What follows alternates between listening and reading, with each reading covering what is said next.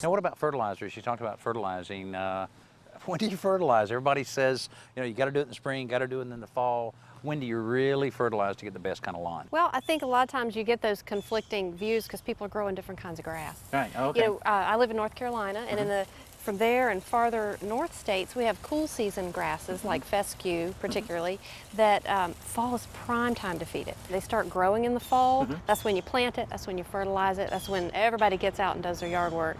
But farther down south where it's warmer, you have warm season grasses. Like this is St. Augustine. Sometimes it'll even go dormant here over the winter. So you don't want to feed it too much in the fall because you don't want to feed it and then freeze it when if you have snow or cold weather. So a lot of times you'll do that in the spring. Yeah. And what about aeration?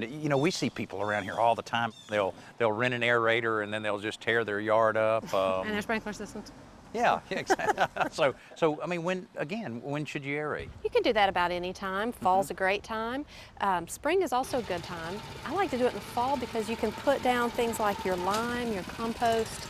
If you're trying to amend your soil to get the nutrients in balance, put them down in the fall, let them sit and decompose over the winter, and then come spring, it's ready to grow.